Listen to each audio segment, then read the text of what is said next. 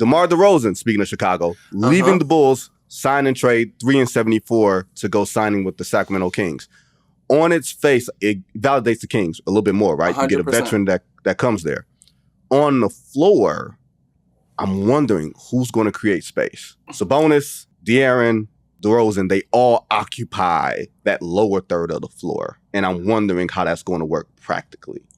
I literally, when this went down, I'm texting my fiance and I'm like, I know it's the middle of the summer and I got like travel brain, but does Sabonis shoot threes? I can't remember.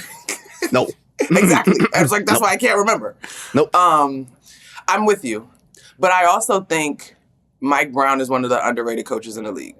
Now, this is where it's tricky because we don't think of DeMar DeRozan typically when we think of a team trying to play fast. But I think there's a window in there that if they can play with space, and I know we typically don't like it to be your turn, my turn, but if they could play with pace, I think it's going to create the space, if that makes sense. Because De'Aaron wants to get out and run. Malik opted to stay, right? Like, he could play quick. I think DeMar DeRozan and Sabonis, we pin these guys into how they play, and sometimes I think we forget to take a step back and look at what they have to do with said organization. Right. This will be the most help he's had since Lonzo and them and Zach and them was healthy when they first got there.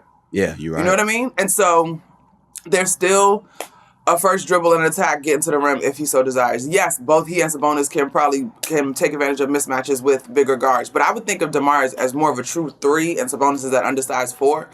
So I trust that Mike Brown will be able to cook it up. And it's going to have to go through Foxy, who had his big-time clutch player year, kind of regressed to the mean a little bit, but I still think there's a lot there. Well, you said it. It's about the space that you operate, too. DeMar makes a lot of his money on that baseline. You turn away from double teams. And that means there's also space on the weak side of the floor where you're going to have your Keegan Murrays and the Malik Monks and all those other guys creating space for you. It may not be Fox and Sabonis creating space, but there will be space. And it's just up to you to sort of like optimize that.